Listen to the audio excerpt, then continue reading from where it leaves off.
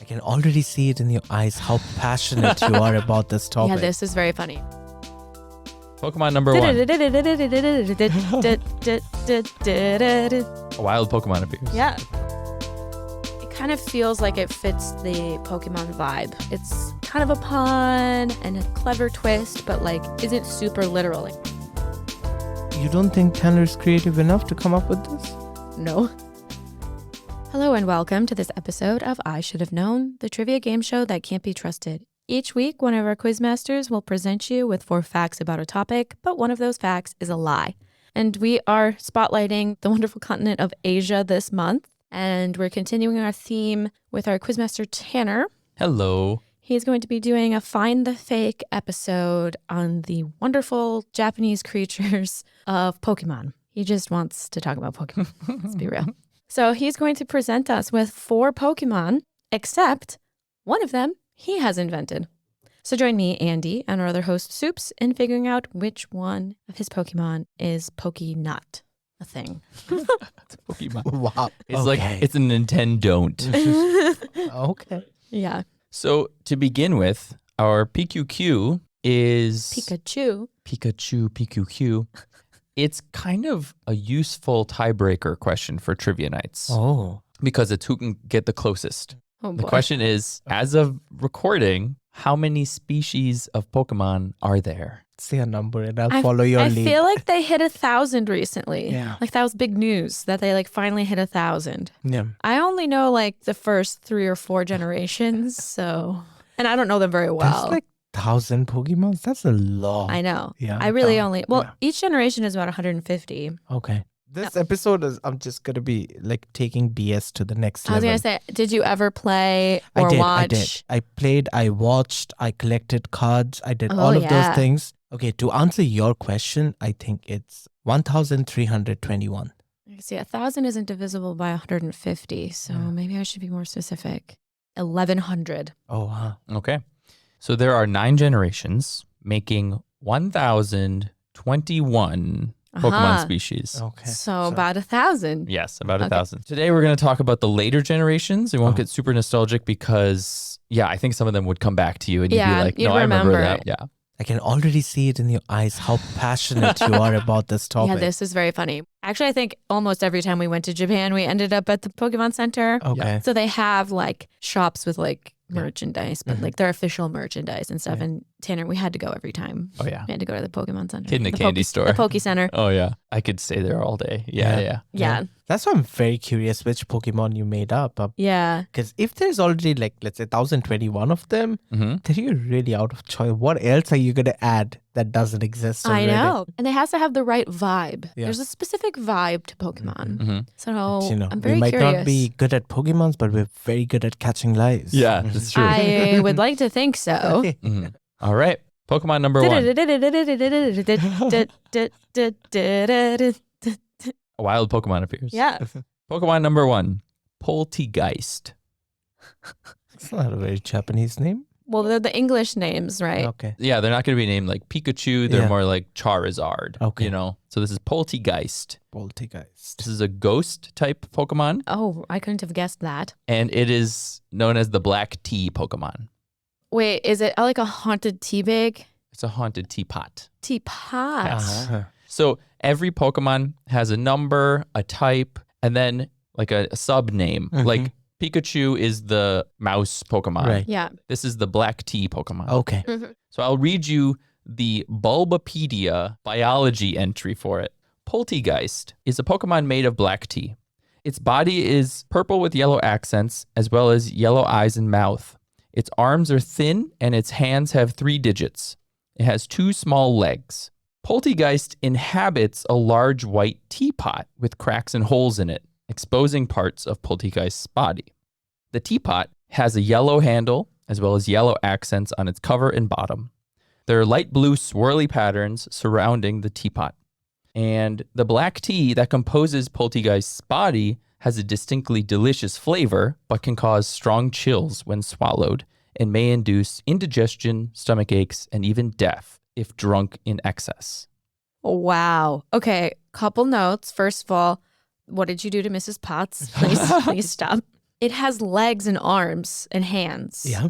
That's really freaking me out. That's creepy. Is it normal for ghost Pokemons to have body? Haunter has those really creepy, Yeah. like hovering hands Yeah. that are like not connected to its body. Mhm. Then Right. I hate that. Mhm. But I mean, I guess I was picturing like it's just a haunted teapot, but Right. it's like a Cubone situation where it's Mm. like the Pokemon's actually inhabiting the teapot, Right. which is terrifying. Yeah. I'm not terrified by any You're of not those. No. terrified? You have more than just normal attacks, so you're good. First of all, this is a cartoon. And imagine, we don't have to get terrified. I mean, I can be creeped out. I'm creeped out by this. Yeah. I mean, it's not the cleverest of puns. Yeah. And this description sounds okay of a ghost. I like the fact that in the teacup, that's how you spot it. Like there are cracks. Yeah. Also, people are consuming this Pokemon. Like, that's Yeah. what I'm saying about how, like, it's weird. Mm. It's creepy. Yeah. Did you mix up the episodes with Halloween? Yeah, right? That Okay, one's we're spooky. starting out with someone spooky. Yeah. Okay. And number. What is yeah, its what was number? its number? 855. 855. Okay. Okay. He could just be doing Beauty and the Beast. Beauty and the Beast. Just Poltergeist match with some other names, like I mean, there's it's like a just compound of It's just some. a pun of poltergeist and Yeah. tea. Exactly. Another thing I think is interesting, I can't tell if it makes it seem more realistic or less realistic, is that like this is not a Japanese tea Right. idea. Right. This is the very Western Mm-hmm. European type of tea. Mm-hmm. So it's like one of those things where it's like, well, I could see Japanese people using that as Yeah. inspiration because it's Right. kind of cute and fun to them. Mm-hmm. Mm-hmm. But why? Why wouldn't they use a Japanese style tea Right. creature? They have tea in Japan. All right. So I'm thinking about it. Okay. Okay. I can pokey a few holes in this. All right. All right. Pokemon number 2, Copper Raja. This is a steel type Pokemon. It is the Copper Derm Pokemon, number 879. Copper Raja. Copper Raja. So it has copper skin. Yes. Copper Raja is a large cuboid elephantine Pokemon with a dark green body and a light teal underbelly. Untarnished copper accents cover most of its face and pattern its ears, feet, trunk, and back. It has short, blunt tusks and a long, broad, muscular trunk that ends in 3 claw-like protrusions. Oh no. It has 3 raised white ridges on the end of its trunk and several rocky protrusions on the dome of its skull.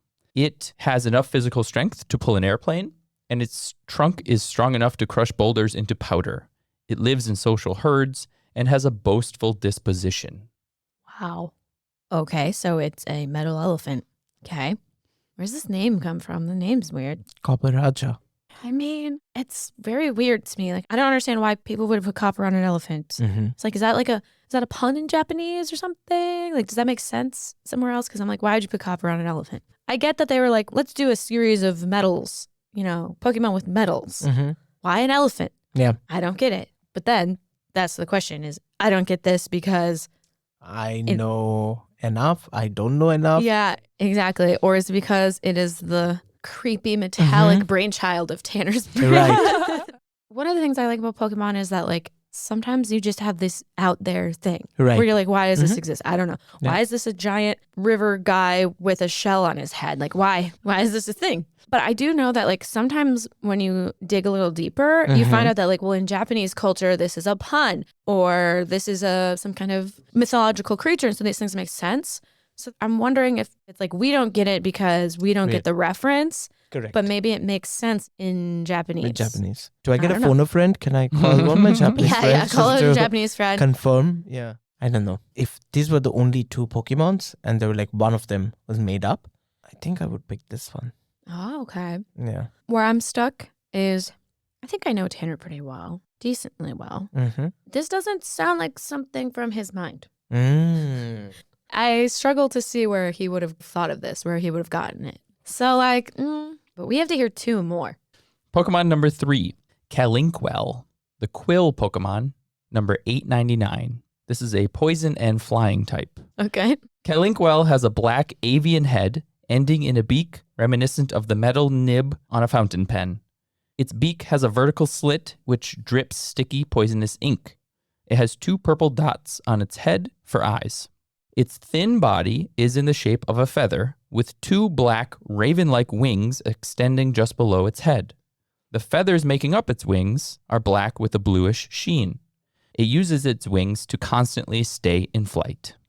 Okay, so it's not an inkwell, No. but it's like a bird inspired by an inkwell. Mhm. Cal, is that like referring to some kind of bird?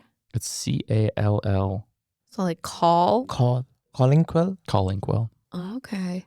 My only thing that I'm going off of why I believe it is Okay. I don't think Tanner would come up with that. This sounds believable to me. Yeah, Yeah. it is quite clever actually. Like to use the nib as a beak, like that's kind of fun. I guess they're really grasping at straws by this point in the generations. What I like about this is that it's not staying, like it's flying, right? Yeah. It's like a flying one. Yeah, and I like that it's like inky black. Like it's definitely like it kind of feels like it fits the Pokemon vibe Right. of like it's kind of a pun and a clever twist, but like isn't super literal. Like I don't like the Pokemon that are just like literally objects from real life, which of the later generations there are quite a few of those where it's just like this is a magic broom. This is like clever. Like it's like they took something that's real and they made it a thing. Or Tanner made it. Again, I don't know where his inspiration would have been. Does he use a fountain pen a lot? He does have some fountain pens. He can never get them to work. Maybe that's the inspiration, that the ink doesn't come out. Ceaseless just struggle in our apartment. Okay. It's like, I mean, you don't think Tanner's creative enough to come up with this? no. Wow. Okay, let's park that thought. I mean, if I had to put money on it, no. Right. No, I'm yeah. Oof, Tanner is taking a beating. Yikes. It's super effective. He's confused. He hurt himself in his confusion. Oh no. And then he'll be the live was fact number 3. Yeah, the yeah, Pokemon number 3. Yeah. Don't faint, okay? Don't black out. I'm going to black out. Okay. Pokemon number 4, Fido. It's the puppy Pokemon, and it's a fairy type. It's number 926. And the spelling tells you more about it. It's Fidough. Yeah, I was going to say, I was like, is it like a cupcake? Fido is a small canine Pokemon with a large head and stubby legs. The head contains small black beady eyes with rounded eyebrow-like growths on top, a snout with a rounded triangular nose, and a tiny mouth. Its rounded ears resemble pastries or bread buns. Its fur is off-white in coloration with yellow accents on the top of its head, its eyebrows, the insides of its ears, around its neck, and on its tail. Its smooth, moist skin is firm yet soft to the touch and has elastic qualities. When agitated, it puffs itself up to appear larger in order to intimidate its opponents. Like a pastry. Wow. And that would be fairy type. Yeah, it's fairy type. Interesting choice. I guess it's not normal. Yeah. So I feel like when I heard the name, I knew the pun was going to be that it's like a pastry. And when he said fairy type, I was picturing like a really cute, glitzy, like cupcake-like thing. But then it sounded kind of like a more boring. Right. I thought it'd be like a cuter dessert, but it's more boring, which then makes me think that like it's probably real because I think Tanner would have gone full Western cutesy pastry. This sounds more like a Japanese or East Asian kind of dessert, which is not as like sugary, sticky. So that was what threw me off. Like if he had described something that was like basically a glitzy cupcake dog, I would have been like, I don't know. I like the wordplay, the pastry part, cute dog. Yes, I like that. But That's it's like, totally, it's a bun yeah, and it's not bun. a cake. Yeah, exactly. There's very Asian elements to it. I also feel I'm inclined to believe this. The fact that it's a dog is something where I'm like, ooh, Okay. Tanner would invent a dog. Right. I could see the process of going with Fido, dough, it's a cake dog. But then the physical description of it, instantly when you said fairy type, I was like, I'm thinking sprinkles, I'm thinking icing sugar, you know, like that's what I'm picturing. Yeah. But this one's more basic than that. Yeah. But I don't know. Okay. Wow. We have caught them all now, and we need to get into our Pokédex and hear those again before we decide which one of them is fake. All right.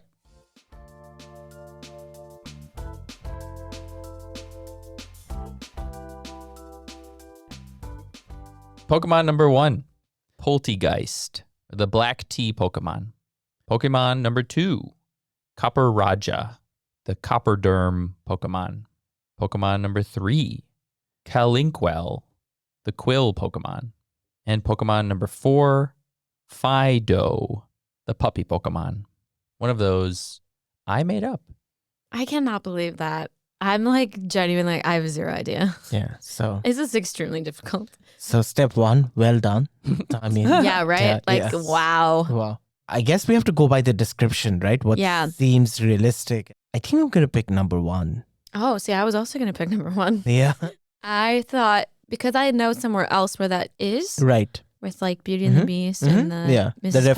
Potts and Chip, Yeah. that I was like, okay, I could see where he got that from. Mm-hmm. I don't know where he got the other ones from. Right. If he had made I have those up. no reference. Yeah. Mhm. I have no clue. I'm like, well, who Yeah. even comes up with a copper elephant? Mhm. What's that from? I don't know. So Poltergeist, Copperaja. What was the third one? I forget. That was the Inkwell. Calinquel. Calinquel. That one I think is maybe real because he keeps saying it wrong. Mm-hmm. Because I think it's supposed to be Calinquel. Calinquel. Yeah. And he keeps saying Calinquel. Okay. And I don't think that's how you say it. So I'm like, Okay. he would know how Wow. to say his I love- own I love- Pokemon name. Yes, but also I found Calinquel to be like the most Pokemon-y in terms of like the description and what it does and everything. Yeah. Like that's the most believable Mm. that I find. I'm very scared to say these things and then it just comes back to bite me. Poltergeist, yeah. I think it's that one. Yeah. We're going to put all of our Pokemon in one ball. One ball. Why, you better hope it's the Master Ball. Yeah, right. Yeah. Okay, we're doing it. Okay, so you're both going with Poltergeist, Yeah. number 1. Yep. All right. Team Rocket strikes again. Oh, It no. is not correct. Oh no. no. Poltergeist is real. It evolves from Sinistea. So it really is just Chip and Mrs. Potts. It's oh a my God. teacup It's and it evolves into literally, a pot. that is exactly Beauty and the Beast. What's really fun is there's a different Pokemon called Poltergeist, which is the Japanese matcha version. Oh, okay. But I thought that would be, I would Too never come obvious. up with that. Yeah. That's too obvious. That's cute. See, but Yeah. that was a point I had Yeah. made about how like, well, that's black tea Yeah. that's European style. That's Exactly. not- So they have a matcha version. You That have a makes matcha sense version. now. That's Yeah. super cute. I like Yeah. that. Yeah. Okay. Pokemon number 2, Copperaja, is real. Yeah. And just from Copper plus Maharaja, Mm-hmm. like the great king. Mm-hmm. This is Fido. It evolves into Darkspun. Oh my God. They're adorable. Yeah. I love the fairy types. They're so cute. The reason I kept saying Calinquel wrong was because I made it by combining calligraphy and Inkwell. So I like how he was laughing when I was making fun of him. I was like, because he's saying his own, Saying it wrong. saying He's the saying it name wrong. I'm wrong. saying my own wrong. Yeah. Calling Quell. I thought it Okay. was call like a bird. Yeah, Yeah. makes sense. But No, you it's went calligraphy. And calligraphy. I did a similar thing with the T where I didn't use a Japanese calligraphy brush because there's already kind of like a paintbrush Pokemon. Yeah. Yeah. So I went with a more Western style quill pen or fountain pen Right. Yeah. and made that up. Yeah. Oh wow. Yeah, I guess a quill and a fountain pen are different things. So Yeah. I should have known that was. Yeah. Where did you come up with that? I was like, well, is there a pen Pokemon? And so there's a lamp, there's a teacup, Mhm. and there's no pen Pokemon. So I like pens. It really is from I him mean- constantly fighting his fountain pens It to get really them was. to Yeah. work. That damn nib. It's, Yeah. It's super so worse. effective. Yeah. Yeah, but you know, the description to me, it sounded super real. That's why I put it as like my most believable Yeah. one. See, like you can come up with different Pokemon all day long, but then to check if there's actually one like that and to write it like they write it, that's hard. Oh, Yeah. is it? Did you do a great job? Well, I or mean, just... Soups totally believed it. Yeah. I did. Yeah, I guess our expectations for Tanner are just that low. Oh no. I should have known. I should have known. Thanks for listening to this episode of I Should Have Known. We'll be finishing up our spotlight on Asia next week. I'm going to be your quizmaster, and I'm going to be doing the very tricky task of inventing a Hindu god. So be ready for that, whatever that's going to be. I have to fool the Indian about India. We'll see how that goes. And as always, thanks for listening. He just loves pockets.